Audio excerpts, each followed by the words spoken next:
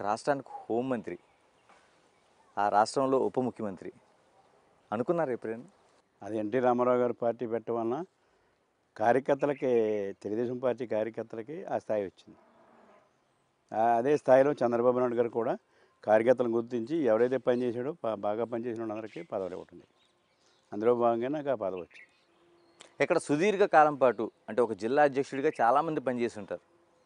ఒక సుదీర్ఘ కాలం పాటు ఎవరితో అంటే తూర్పుగోదావరి జిల్లా అంటేనే ఒక ఆత్మవిశ్వాసానికి, లేకపోతే ఇది చిన్నది జరిగినా సరే దాన్ని సీరియస్గా స్పందించడంలో కానీ పార్టీలు కావచ్చు, వ్యక్తులు కావచ్చు, ఎక్కడ కూడా ఏ చిన్నది లేకుండా నడిపించుకెళ్ళారు.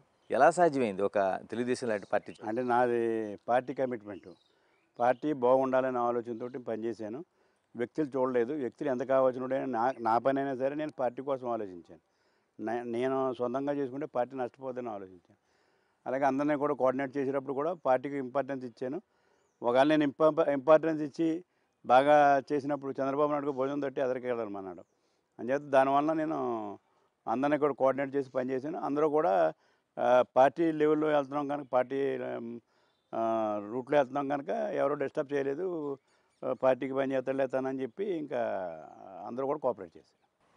ఇలాగ గోరింట్లో బుచ్చి చౌదరి, యనమల రామకృష్ణుడు, జిఎంసి బాలయ్య గారు, ఇలా మీ సమకాలికలుగా ఉన్నవాళ్ళు ఒక పెద్ద పెద్ద స్టేజ్లో ఉన్న నాయకులతో ఎలాంటి సమన్వయం ఉండేది వాళ్ళతో? అంటే నేను బాలయ్య గారు కానీ, రామకృష్ణ గారు కానీ, బుచ్చి గారిని కానీ వీళ్ళందరూ కూడా పెద్దోళ్ళు, గురువుల కింద భావించాను. నేను ఈ పార్టీ జిల్లా పార్టీ ప్రెసిడెంట్ ఉన్న పెద్దలుగా భావించి అలా సలహాలు కూడా తీసుకుని మనం ముందుకెళ్ళడం జరిగింది. ఇలాగ రాష్ట్ర రాజకీయాలకు వద్దాం. ఇప్పుడు జగన్ సిద్ధం అంటున్నాడు, మీరు సంసిద్ధం అంటున్నారు. ఏంటి అంత యుద్ధ వాతావరణం ఈసారి? ఏంటి మీరు చాలా ఎన్నికలు చూస్తుంటారు, ఈసారి ఎందుకు అటువంటి వాతావరణం ఏర్పడిందంటే? అంటే ఏ ముఖ్యమంత్రి అయినా ఒక రాష్ట్రం బాగు చేయాలి, ఈ రాష్ట్రం బాగు చేస్తే రాష్ట్రం లాండ్ ఆర్డర్ బాగుంటే రాష్ట్రం బాగుపడుతుంది అని ఆలోచనతో పనిచేస్తాడు ఈయన ఆలోచనలో పనిచేయలేదు. లాండ్ ఆర్డర్ ఏమైపోయినా బాధ లేదు, ప్రజలు ఏమైపోయినా బాధ, రాష్ట్రం ఏమైపోయినా బాధ లేదు, నేను బాగుండాలి, నేను దీర్ఘకాలం ముఖ్యమంత్రిగా ఉండాలి అని చెప్పి ఆలోచించాడు. కనుక ఆయన ఈ లాండ్ ఆర్డర్ని పట్టించుకోకుండా లాండ్ ఆర్డర్ చేతిలో తీసుకుని వీళ్ళు పరిపాలన చేశాడు. రాష్ట్ర అభివృద్ధి గురించి ఆలోచించలేదు. ఆలోచించడం వల్ల సంక్షేమం కూడా నేను చేశానని చెప్పి, బటన్ నొక్కానని చెప్పి పదే పదాలు చెప్పిన 185% అవ్వలేదు. దాని మీద ఇవాళ ప్రజల్లో విసుకెక్కింది. ముఖ్యంగా ఈ ప్రజలకి విలువ, డబ్బు వాల్యూ పెరిగిపోయింది బాగా. నిత్యావసర ధరలు కానీ, కరెంటు బిల్లులు కానీ, ఆయిల్ కానీ ఇవన్నీ విపరీతంగా పెరిగిపోయి సామాన్యుడు బతకడానికి కూడా కష్టమైన పరిస్థితుల్లో ప్రతి ఒక్కరు కూడా ఎందుకు ఈ గవర్నమెంట్ ఏంటి చేతకనోడికి మనం ఇచ్చామన్నది ఆలోచనలోకి ప్రజలు వచ్చారు. రాజప్ప గారు, ఇప్పుడు నవరత్నాలు కావచ్చు, లేకపోతే వాలంటీర్ల వ్యవస్థ కావచ్చు, అన్నీ కూడా నేను పారదర్శకంగా చేస్తున్నాను ఒక పెద్ద ప్రచారం వైసీపీ చేస్తుంది. వర్కౌట్ కాదా? అంటే ఇప్పుడు అది ఎప్పుడు జరుగుతుందంటే, ముఖ్యమంత్రి గారు ఈ రాష్ట్రం నాది, ఈ రాష్ట్రం బాగుండాలి, ఈ రాష్ట్రానికి అందరికీ ప్రజలందరికీ కూడా నేను బాగున్నప్పుడు వాలంటీర్ వ్యవస్థ పనిచేస్తుంది. నీ గ్రౌండ్ లెవెల్లో ప్రజలందరూ కూడా సాటిస్ఫాక్షన్ ఉన్నప్పుడు ఆ ఓటుని వేయించుకోవడానికి అవకాశం ఉంటుంది.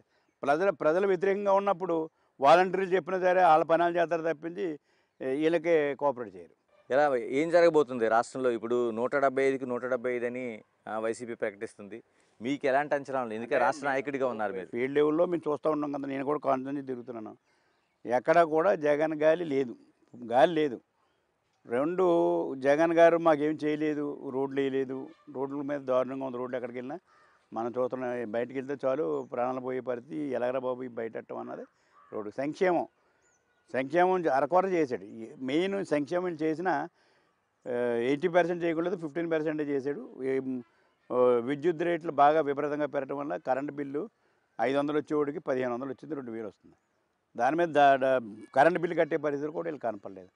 అలాగే సారా పాలసీ తీసుకున్నప్పుడు, బ్రాందీ షాపులు ఎరక్ పాలసీ తీసుకున్నప్పుడు కూడా అదంతా స్వప్రయోజనాల కోసం వాళ్ళ కంపెనీలన్నీ కూడా తెచ్చి డూప్లికేట్ సరుకు పెట్టి తాగించి రేటు పెంచి ఇవాళ ప్రజల ఆరోగ్యం పోయి, ఇవాళ చాలామంది కిడ్నీస్ పోతున్నాయి, చాలామంది ఆరోగ్యం పోతుంది, లివర్ పోతుంది ఈ చీప్ లిక్కర్ తాగడం వల్ల. ప్రజలందరూ అనారోగ్యంగా అయిపోయారు. దాని మీద ఇలా కుటుంబాలు ఎవరో కూడా ఈ విషయంలో, ఆ తాగేవాళ్ళ విషయంలో ఒకళ్ళు కూడా కుటుంబం కూడా జగన్ గారికి ఓటేది.